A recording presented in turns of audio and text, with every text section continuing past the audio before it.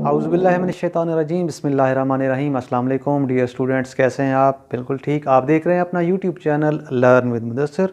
और dear students, first year class की physics का chapter number 2 vectors and equilibrium, उसके न्यूमेरिकल्स कंटिन्यू हैं। आज हमने न्यूमेरिकल नंबर 2.12 को सॉल्व करना है। तो न्यूमेरिकल देखते हैं। स्टेटमेंट इसकी क्या है जी? क्वेश्चन सबसे पहले, द टॉर्क और turning effect of force about a given point is given by r cross F. ये डेफिनेशन है। बेसिकली यहाँ से क्वेश्चन स्टार्ट नहीं हो रहा, बल्कि यहाँ पे टॉर्क की डेफिनेशन बताई गई है कि टॉर्क क्या होता है? टर्निंग इफेक्ट ऑफ फोर्स होता है। यानी जब आप किसी की बॉडी के ऊपर फोर्स लगाते हैं और बॉडी टर्न कर जाती है, रोटेट कर जाती है किसी भी एंगल पे, तो उसे हम टॉर्क कहते हैं। मैथमेटिकली वो जो होता है वो होता है आर क्रॉस एफ। टॉर्क की डेफिनेशन है। आर क्या है? Where r is the vector from the given point to the point of application of force.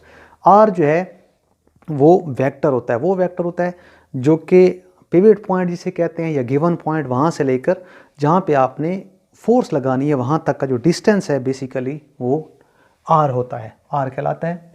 अब क्वेश्चन यहाँ से स्टार्ट हो रहा है, यानी हमारी जो कैलकुलेशंस होंगी वो एक्चुअली यहाँ से स्टार्ट होंगी। Consider a force F is equal to -3 i cap plus j cap plus 5 k cap, और न्यूटन्स में है कि एक फोर्स है जो कि है -3 i cap plus j cap plus 5 k cap, acting on a point. Force है वो एक पॉइंट पर लग रही है, और उस फोर्स का जो पोजीशन वेक्टर है वो ये है 7 आई कैप प्लस 3 जे कैप प्लस के कैप, और डिस्टेंस होगा तो ये मीटर्स में है, तो मीटर्स में है। हमने क्या करना है? What is the torque in newton metre. Torque का यूनिट आप जानते हैं कि आर क्रॉस एफ करें तो ये फोर्स को जो न्यूटन, और ये डिस्टेंस है तो मीटर, तो ये न्यूटन मीटर्स में हमने टॉर्क निकालना है अबाउट द ओरिजिन। तो सोल्यूशन क्या है जी? सबसे पहले डाटा देखते हैं। डाटा में हमें फोर्स दी गई है, हमने यहाँ पे मेंशन कर दी। उसके बाद हमें आर दिया गया है, आर जो है वो भी हमने यहाँ पे मेंशन कर दिया, ये आर की वैल्यू थी।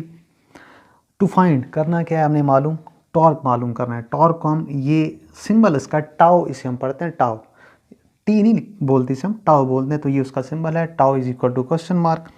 कैलकुलेशंस में हम सबसे पहले फार्मूला लिखते हैं। फार्मूला जो है वो tau is equal to r cross F, जो कि हम इसको अगर ओपन करें तो r F sine theta n cap भी होता है, क्रॉस प्रोडक्ट की डेफिनेशन के थ्रू। लेकिन यहाँ पे हमने कैलकुलेट करना है टॉर्क, तो आर जो है उसकी वैल्यू हमने पुट कर दी यहाँ पे 7 आई कैप प्लस 3 जे कैप प्लस के कैप, और क्रॉस प्रोडक्ट के थ्रू एफ आगे हमने प्लेस कर दिया फोर्स।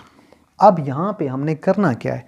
टॉर्क मालूम करने के लिए हम एक मैथमेटिकल कंसेप्ट है उसका सहारा लेंगे। वो क्या है कि जो आपके पास टॉर्क होगा, ये आर क्रॉस एफ होगा, वो हम कैसे मालूम करें? वो हम डिटर्मिनेंट्स के थ्रू मालूम करेंगे। डिटर्मिनेंट में आपने क्या करना है? आई कैप, जे कैप और के कैप, ये दो वेक्टर्स का क्रॉस प्रोडक्ट मालूम करने का फॉर्मूला है हमारे पास, यानी अगर मैग्नीट्यूड मालूम करना है।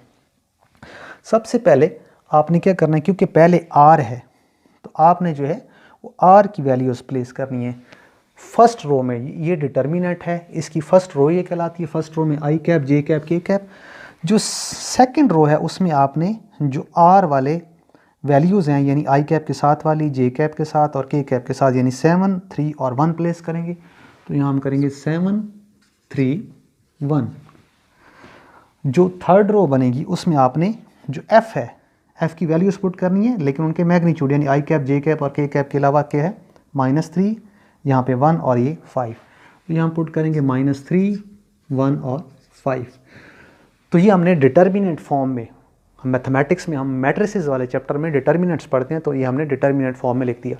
3/3 यानी 3 रोज़ हैं और 3 कॉलम हैं, हमने इसको प्लेस कर दिया। अब डिटर्मिनेंट मालूम कैसे करते हैं? 3/3 अगर हमारे पास मैट्रिक्स हो तो उसका डिटर्मिनेंट कैसे मालूम किया जाता है जी? ये ब्रैकेट, फर्स्ट रो का फर्स्ट मेंबर लेते हैं हम, आई कैप है। अब हम क्या करते हैं डिटर्मिनेंट्स में, जब हम फर्स्ट मेंबर लेते हैं तो वो रो और वो कॉलम छोड़ देते हैं, बाकी क्या बचा दी? 3 और 5 को आपस में मल्टीप्लाई करेंगे तो ये आएगा 15, दरमियान में फार्मूले का माइनस, और 1 को 1 से मल्टीप्लाई करेंगे तो यहाँ पे कितना आएगा जी? 1। ये डिटर्मिनेंट मालूम करने का तरीकाकार है। फिर फार्मूले का माइनस, यानी जब हम सेकंड मेंबर लेते हैं तो यहाँ पे नेगेटिव लेते हैं, ये डिटर्मिनेंट्स के कंसेप्ट में है। फिर अब सेकंड मेंबर जे कैप है, तो जे कैप हो गया जी ये।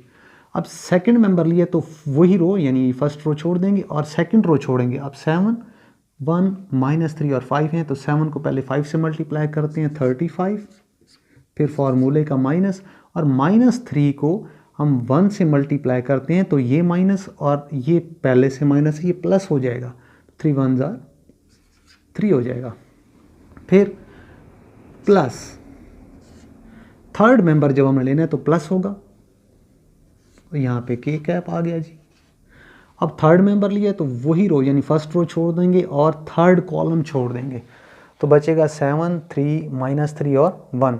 तो 7 को 1 से मल्टीप्लाई करें तो 7 फार्मूले का माइनस, लेकिन ये माइनस होने की वजह से यहाँ पे प्लस हो जाएगा, 3 3 9 हो जाएगा। तो ये हमारे पास टॉर्क मालूम हो रहा है। तो टाउ इज इक्वल टू, अब 15 - 1 14 आई कैप, फिर ये माइनस 35 के अंदर प्लस कर दें 3 तो ये बनता है 38 7 जे कैप, और ये प्लस 9 और 7 को आप प्लस करें तो 16 के कैप। ये हमारे पास टॉर्क मालूम हो गया और हमने इसका साथ यूनिट लिख देना है न्यूटन मीटर। तो डियर स्टूडेंट्स, ये था आज का न्यूमेरिकल नंबर 2.12। यकीनन आपको समझ आया होगा। हमारे चैनल को सब्सक्राइब कीजिए, हमारी वीडियोस को शेयर और लाइक कीजिए। इजाज़त चाहते हैं आपसे। अल्लाह हाफिज़। Thank you.